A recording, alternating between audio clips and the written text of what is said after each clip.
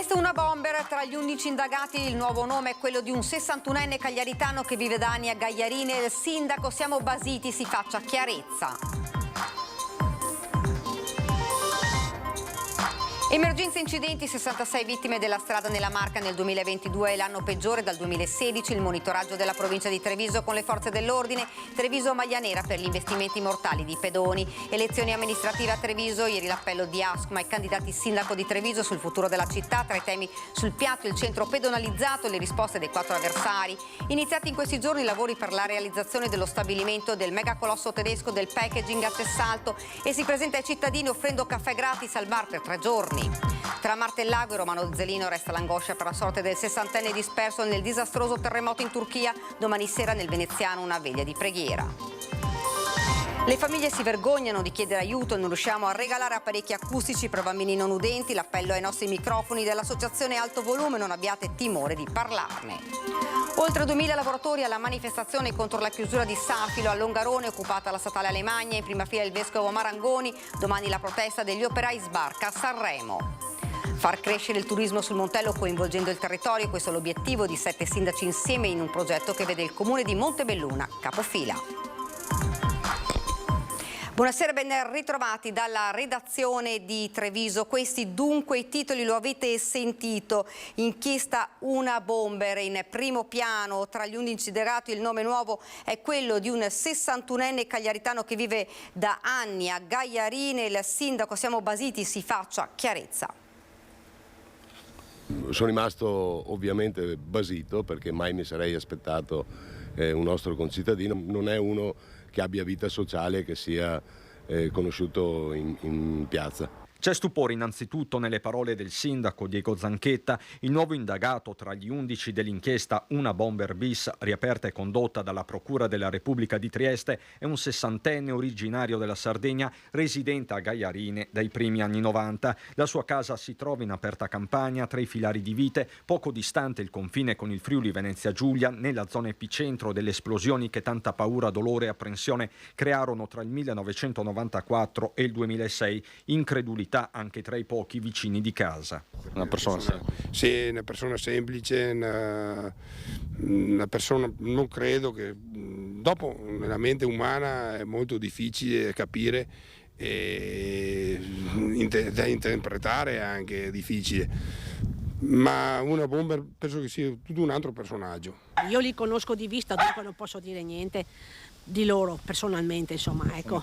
Sì, beh, sicuramente. Dopo non è che ci frequentiamo, ci vediamo così da lontano e magari ci si saluta e basta. Va a lavorare, passa via e non si sa.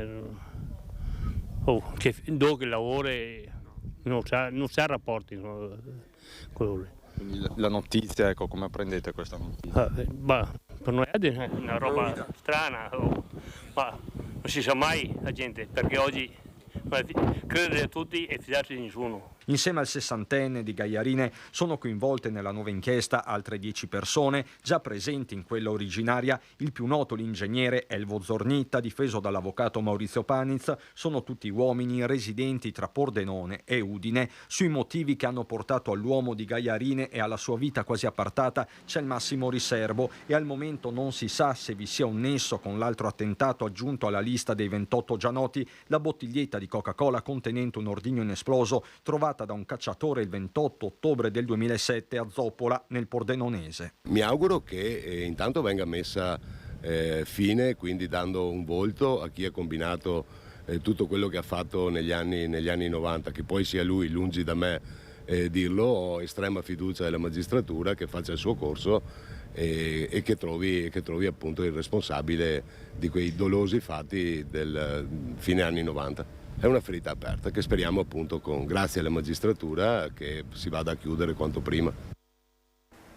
Incidenti stradali, quello dell'anno scorso è stato un vero e proprio bollettino di guerra. Verona e La Marca nel 2022 maglie nere della regione. Questa mattina analisi redatta dal centro di monitoraggio della provincia di Treviso grazie ai dati raccolti dalle forze dell'ordine. I dati fanno tremare. Nel 2022 nella Marca ci sono state 66 vittime della strada e 2.574 persone ferite su 2.335 sinistri. Sul fronte degli incidenti stradali si tratta dell'anno peggiore dal 2016 in poi. Se si fa un bilancio decennale rispetto a quelli che erano gli obiettivi posti dall'Unione Europea, la provincia di Treviso li ha centrati, è arrivata a dimezzare gli incidenti rispetto all'anno 2000. L'aumento dei decessi preoccupa e impegna a trovare strade per ridurre queste tragedie. Il mese più critico è stato settembre con 11 vittime, mentre ad aprile, agosto e ottobre sono state 8. La fascia oraria dove si è registrato l'apice della mortalità è tra le 17 e le 18, tendenzialmente all'uscita dai luoghi di lavoro, mentre i giorni con maggior numero di incidenti mortali sono stati giovedì e sabato, seguiti da lunedì e domenica. Particolare poi l'analisi sugli investimenti di pedoni. Negli ultimi 10 anni sono stati 730 i casi, maggiormente coinvolti minorenni o ragazzi tra i 18 e i 20 anni.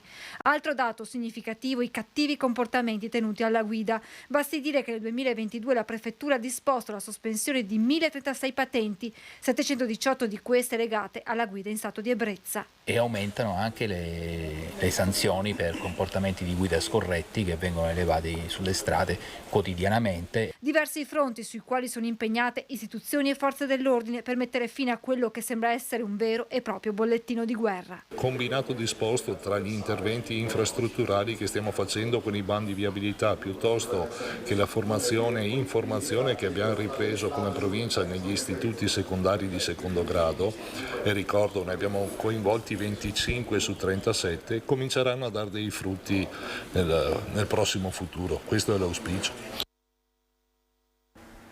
Investimenti con esito mortale, la Marca maglia nera della regione, dati preoccupanti, ha spiegato Simone Morello, comandante della Polizia Stradale di Treviso.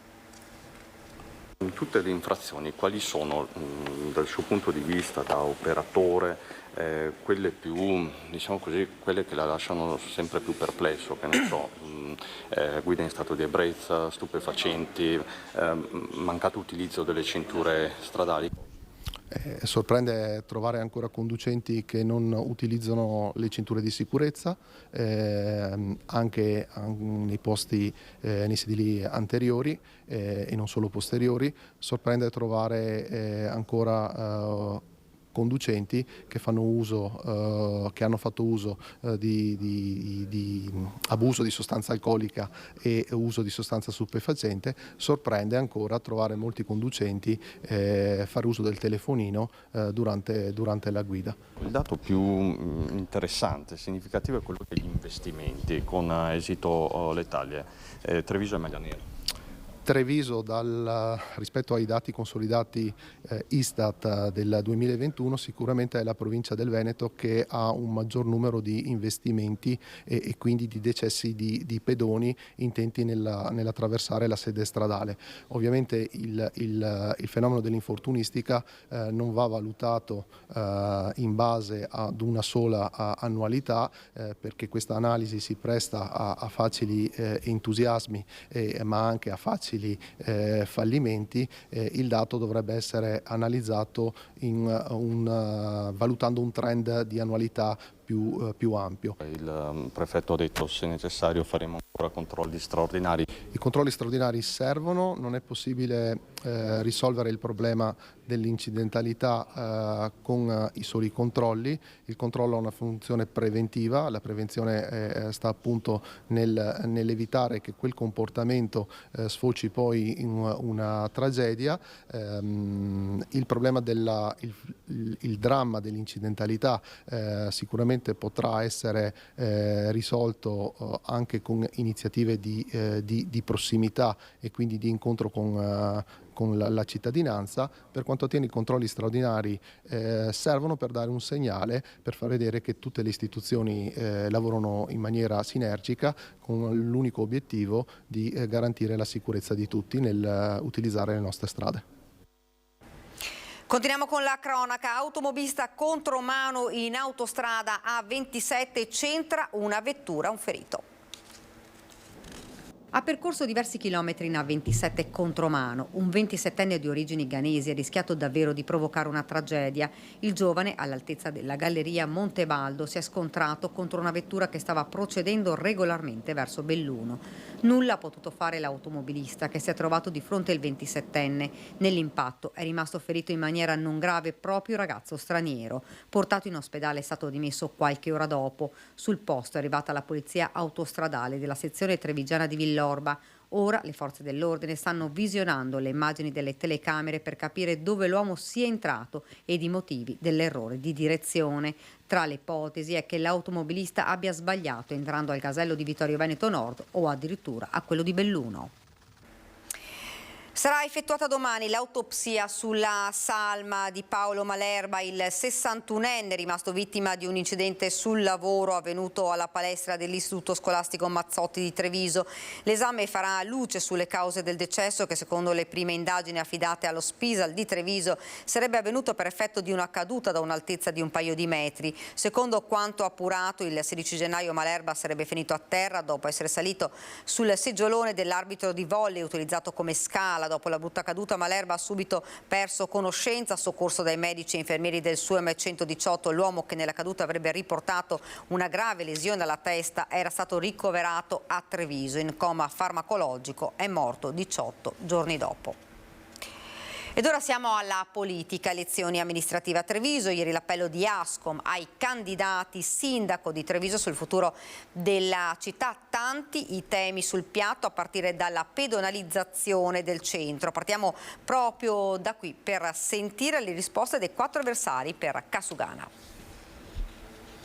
Pedonalizzazione a fisarmonica, un nuovo termine coniato da Federico Capraro, presidente Ascom di Treviso, che guarda la viabilità del centro storico con una prospettiva duttile e modulabile rispetto alle esigenze della città. Un termine questo che accompagna i primi venti elettorali e che potrebbe entrare nel vocabolario politico dei candidati sindaco. La pedonalizzazione a fisarmonica l'abbiamo coniato noi nel momento in cui pensiamo a una pedonalizzazione che si adatta alle varie caratteristiche temporali durante l'anno. Ci sono periodi dove la città è molto più vissuta da eventi sportivi, culturali, e quindi la pedonalizzazione è certamente agevolata. Ci sono altri periodi cosiddetti un po' più calmi dove il transito delle auto certamente aiuta anche lo sviluppo commerciale della città. Detto questo, prima di pedonalizzare è assolutamente obbligatorio rafforzare i parcheggi, migliorare la mobilità e sviluppare il trasporto pubblico. Restrizioni al traffico nel centro storico anche per il centro-sinistra, che punta ai quartieri a chilometro zero. Cercare di utilizzare meno possibile le auto e più possibile biciclette e spostamenti pedonali o come trasporti pubblici, e valorizzare moltissimo la vita di quartiere. Quindi noi vogliamo mettere il quartiere a chilometro zero come un'entità che può fare da piccola città indipendentemente dall'uso dell'auto, quindi le persone che vivono nel quartiere possono trovare tutto quello che gli serve all'interno del quartiere. Una viabilità del centro storico che cambia rispetto alle esigenze della città, concetto che convince anche il terzo polo. È giusta la pedonalizzazione a fisarmonica perché ci sono delle zone dove magari ci sono determinati tipi di attività che vivono soprattutto durante la settimana, ed è giusto fare in modo che quelle attività non vadano via dal centro storico. Ci sono magari invece delle zone che hanno una vocazione più legata per esempio alla ristorazione, dove invece se non c'è la pedonalizzazione è più difficile che le città vivano. È giusto procedere per step. Diciamo che pedonalizziamo Piazza Duomo, si fa in 2 anni, si fa capendo dove vanno i parcheggi che vengono tolti, si fa capendo come portare i servizi. Ma la pedonalizzazione a fisarmonica non convince proprio tutti, almeno il Movimento 5 Stelle. Sulla pedonalizzazione a fisarmonica mi trovo un attimo spiazzato.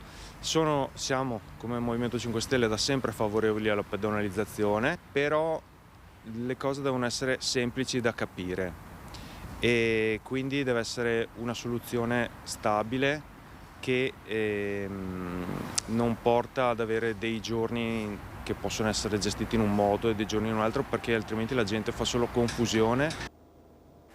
Continuiamo dunque a parlare di pedonalizzazione del centro storico. Sentiamo che cosa ne pensano i cittadini. Strafavorevole. Io che ho tanti bambini preferirei sicuramente pedonalizzato. Sarebbe più tranquilla? Sì, sarei più tranquilla anche a lasciare la bambina che ho più grande e magari venire in centro da sola. Sì, sicuramente. Almeno i passanti possono camminare tranquilli, perché qua ci sono macchine continue che vengono e vanno e i pedoni devono sempre stare attenti. Beh, direi favorevole, è più comodo per tutti poter passeggiare tranquillamente senza le auto praticamente. Si sta più tranquilli, io sono di parte perché abito in centro, perciò mi piacerebbe che fosse tutto pedonale, anche per l'inquinamento. Fantastico, sì, dobbiamo avere cura di noi stessi, bisogna fare più movimento, andare più a piedi, avere le città più verdi e quindi una miglior salute per tutti. Visto che la città non è molto grande, è meglio averla libera dalle macchine. Favorevole, assolutamente, perché puoi guardarti attorno senza avere la preoccupazione che passi macchine o altro. Più si cammina meglio è, insomma.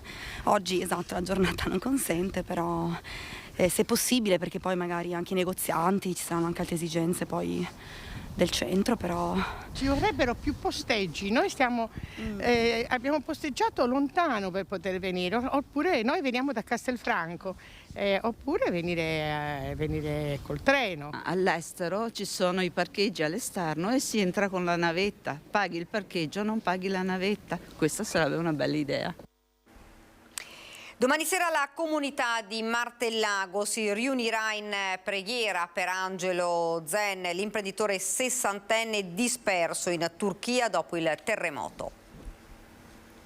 Speriamo bene, insomma, che finisca bene tutto questo. Non fanno che ripetere queste parole a Maerne e Martellago da quando si è saputo che l'imprenditore sessantenne Angelo Zen è l'unico disperso italiano a causa del violento terremoto che ha colpito la Turchia e dove Zen si trovava per lavoro. La famiglia, che non lo sente da domenica, si è chiusa nel silenzio. Un viavai continuo da ore qui in via Mulino, dove c'è l'abitazione di Angelo Zen, motivo per cui la moglie Patrizia, che ha chiesto più volte di essere lasciata stare, ha deciso di far posizionare queste transenne. La comunità è in apprensione, lo stesso sindaco non lascia il telefono nella speranza di ricevere notizie dalla Turchia, nonostante le difficoltà logistiche, come ha ribadito più volte il ministro degli esteri Tajani, che è in costante contatto con la Farnesina. È l'unico italiano disperso in Turchia, ma penso che sia una tragedia mondiale, quindi dobbiamo essere tutti uniti e avere la speranza che Angelo torni a casa il prima possibile dalla propria famiglia per riabbracciarla.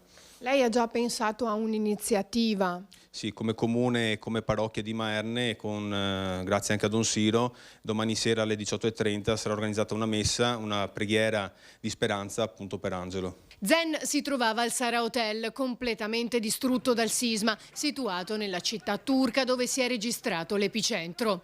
Originario del Varesotto, ha vissuto a Romano de Zelino e da alcuni anni si è trasferito a Maerne, dove vive con la moglie Patrizia.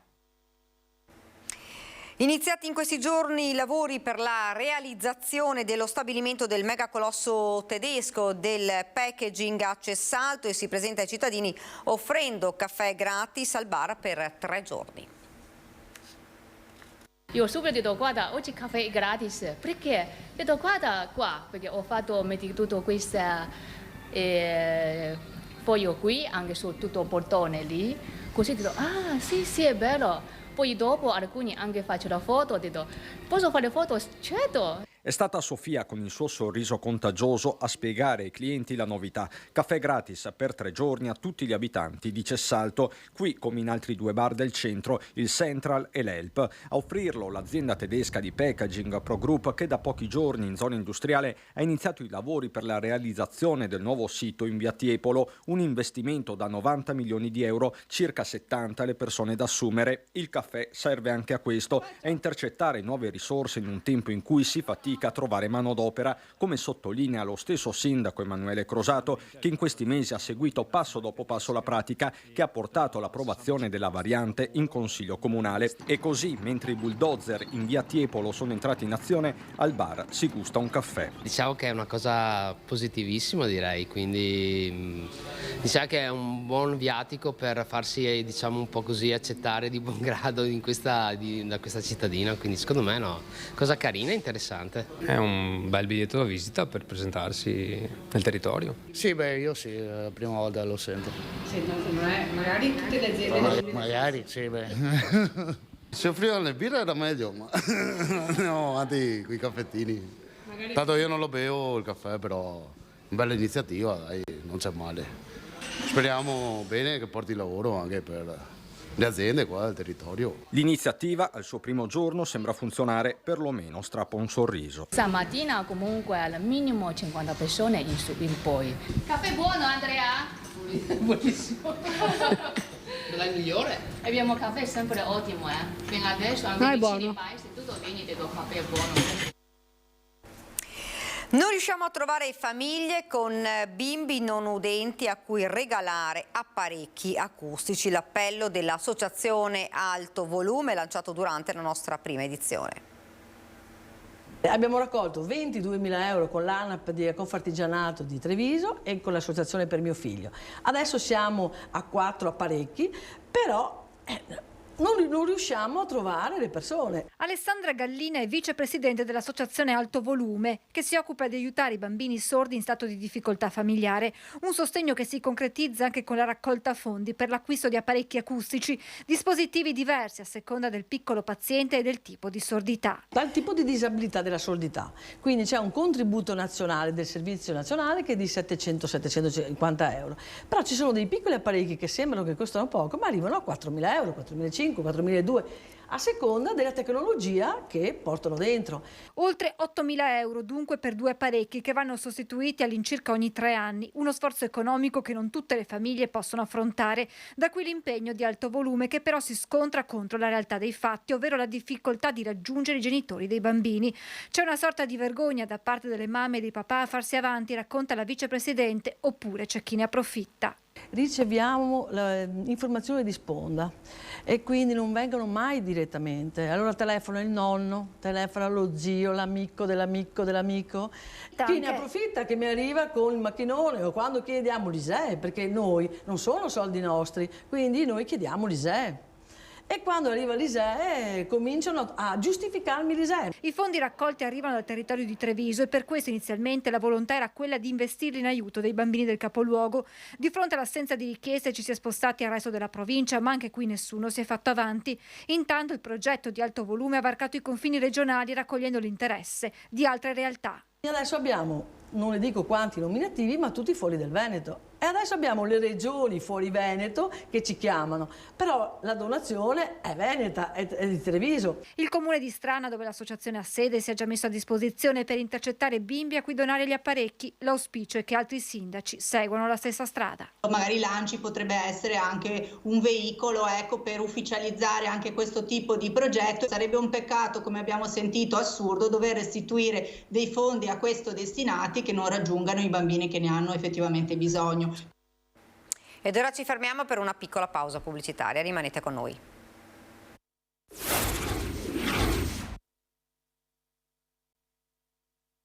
Siamo tornati in studio e andiamo nel Monte Bellunese a far crescere il turismo sul Montello, coinvolgendo il territorio. Questo è l'obiettivo di 7 sindaci insieme in un progetto che vede il comune di Montebelluna capofila.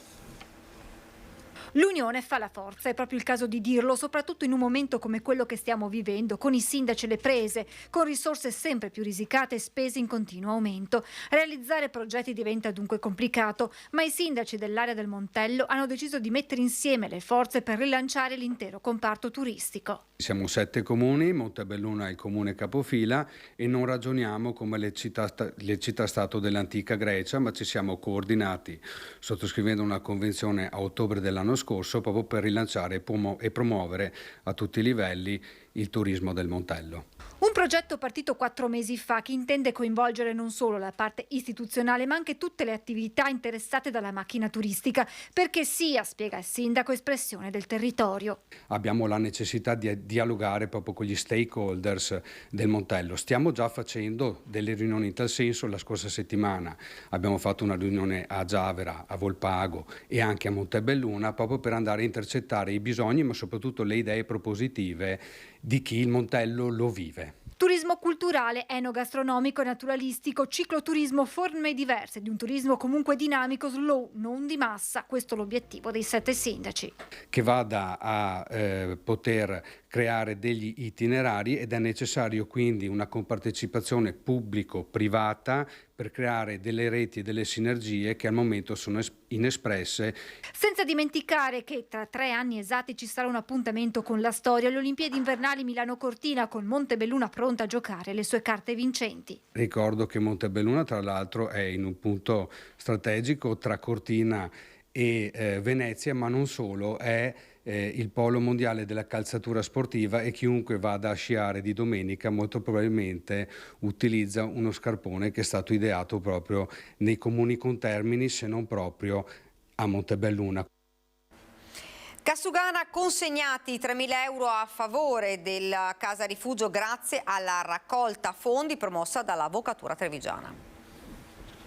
3 maxi assegni da 1.000 euro ciascuno per le case rifugio del territorio, risultato di una raccolta fondi promossa dal Comitato Pari Opportunità dell'Ordine degli Avvocati di Treviso, un aiuto concreto per le case rifugio Luna, Aurora e Alma, che assieme ai centri antiviolenza sono sempre più punto di riferimento territoriale per la protezione delle donne vittime di violenza, ma anche dei loro figli.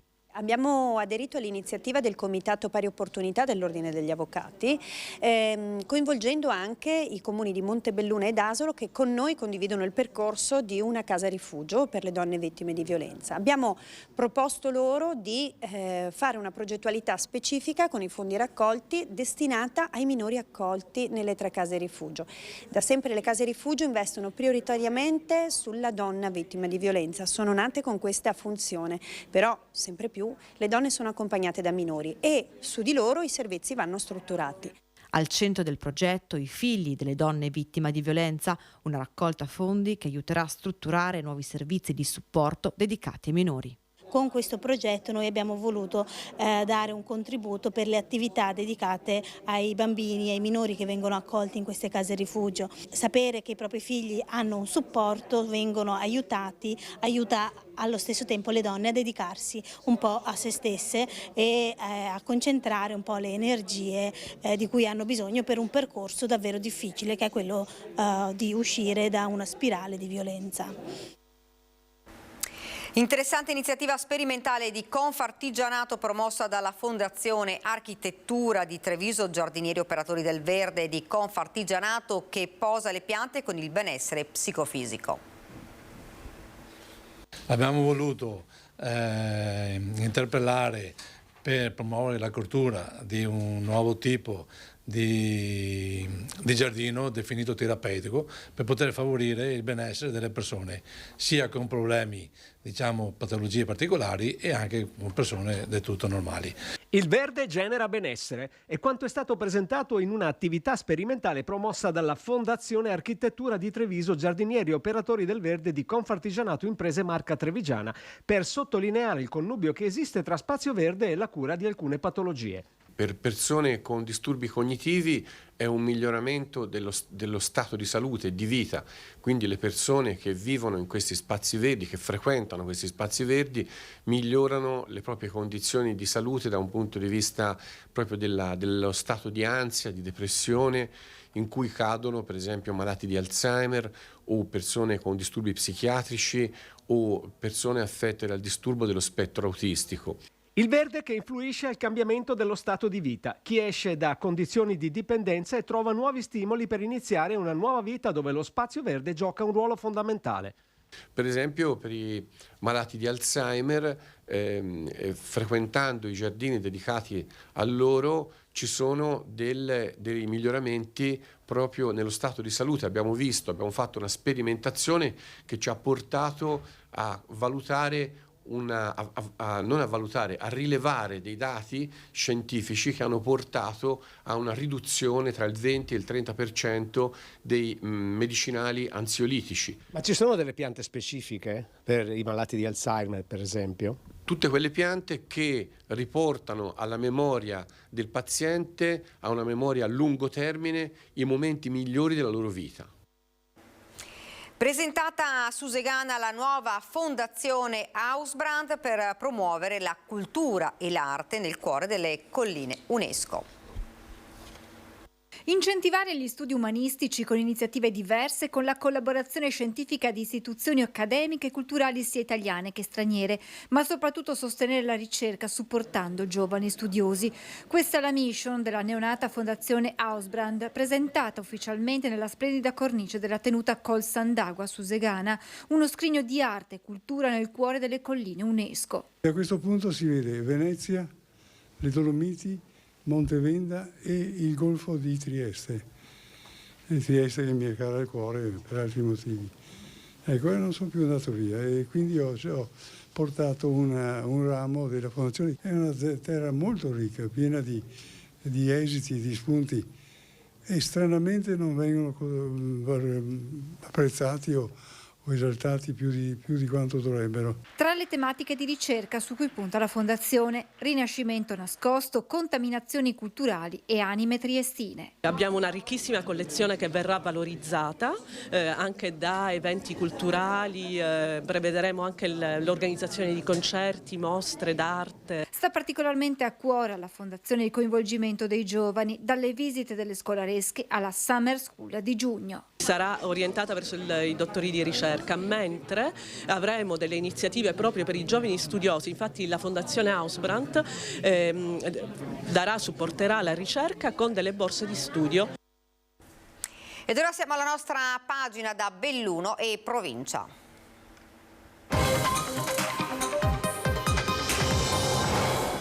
In primo piano la crisi Safilo. Oggi nel 2000 hanno preso parte allo sciopero e all'imponente manifestazione per il salvataggio dello stabilimento di Longarone in attesa di un incontro al Mise. Il prossimo 22 febbraio a Venezia è fissata la riunione del tavolo convocato dalla Regione cui dovrebbe partecipare la proprietà che il 10 marzo presenterà il piano industriale.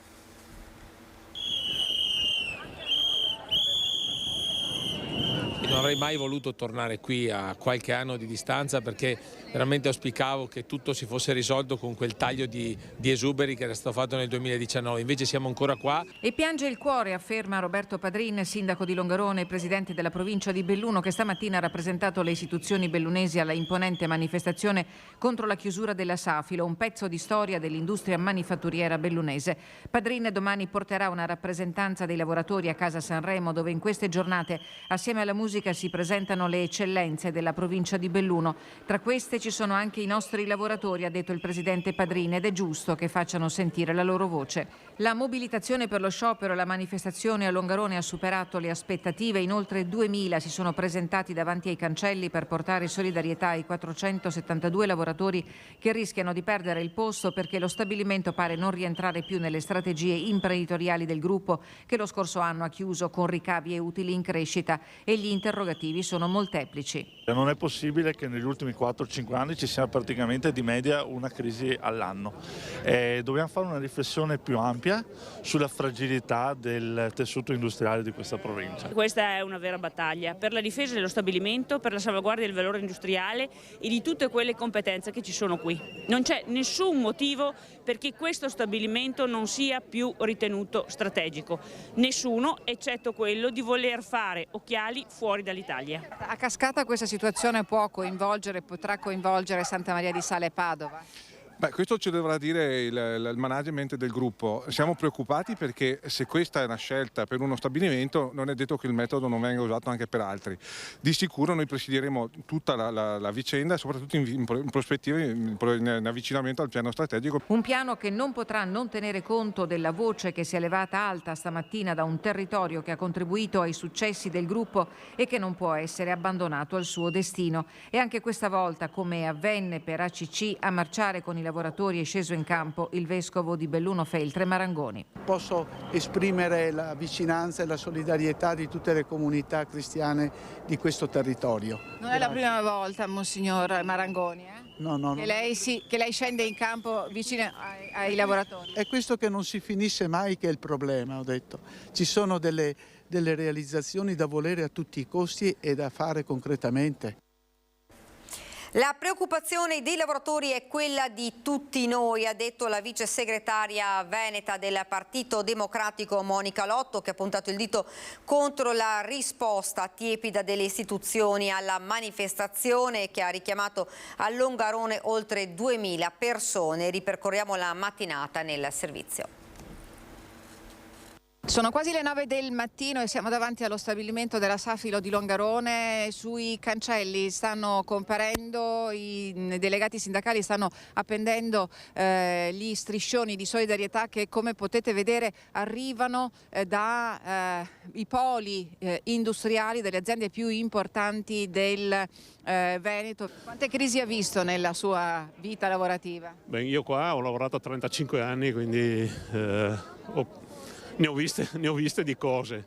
Purtroppo fino a un certo punto è stato tutto bello, tra virgolette, poi negli ultimi 10-15 anni la cosa pian pianino è degenerata. Parla un ex dipendente di Safilo di Longarone che stamattina ha portato la solidarietà ai suoi ex colleghi. Oltre 2000 lavoratori hanno partecipato alla manifestazione, allo sciopero di 8 ore proclamato da CGIL, CISL, UIL. Sono le 9:30 e come da programma comincia ora a muoversi il corteo dei lavoratori di Safilo. Ci sono anche molti sindaci della provincia di Belluno e della vicina provincia di Pordenone a portare solidarietà ai lavoratori. Longarone, Santa Maria di Sala e Padova hanno sfilato fianco a fianco. La paura nostra è che l'azienda un po' alla volta chiuda il cerchio e si collochi all'estero come produzione. Non sappiamo da che parte cosa fare,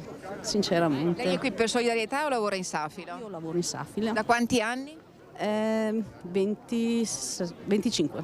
Safilo ha una storicità importante e da qui si punta chiaramente a difendere questo tipo di ambiente e soprattutto proteggerlo per i prossimi anni. Attorno alle 10 il corteo raggiunge la statale 51 di Alemagna, che per un'ora viene interdetta al traffico dallo snodo del Quattro Valli fino all'incrocio Fercas.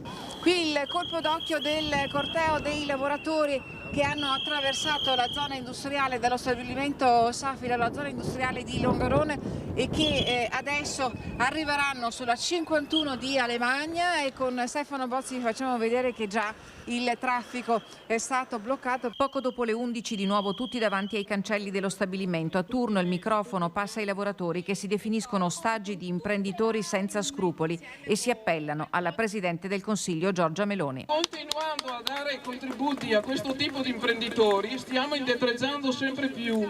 Se non c'è il lavoro per tutti, crolla la democrazia. Ed è davvero tutto da Treviso, ora le previsioni del tempo. Grazie per averci seguito, buona serata.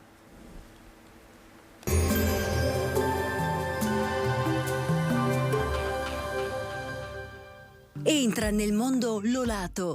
Da oltre 40 anni un team di professionisti per migliorare la qualità della tua vita. Centro del piede con servizi di podologia, laboratorio per la produzione di plantari e calzature su misura. Bentrovati al meteo. L'Italia sta affrontando l'apice dell'ondata di freddo artico causata da correnti nord-orientali che continueranno a insistere anche sul nostro territorio. Il tempo si manterrà buono. Vediamo il dettaglio. Sul Veneto la grafica di giovedì 9 febbraio ci mostra una situazione soleggiata con ottima visibilità. Possibile soltanto una residua nuvolosità nelle prime ore sui settori meridionali della pianura. Temperature stazionarie minime sotto zero ovunque, massime invece tra i 4 e i 5 gradi. Spostiamoci ora sul Friuli Venezia Giulia. Anche qui la giornata sarà caratterizzata da un cielo in prevalenza sereno, al massimo velato, ma comunque senza piogge.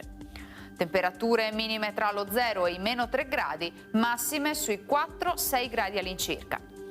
Infine diamo uno sguardo al Trentino Alto Adige, dove dominerà il sole ovunque, il cielo sarà sgombro da nubi dappertutto.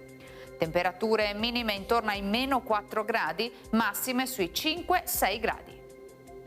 Dal meteo di Antena 3 è tutto, grazie per l'attenzione, arrivederci.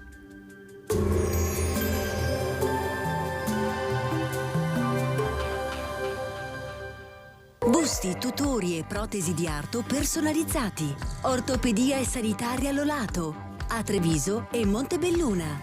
Lolato, soluzioni per star bene.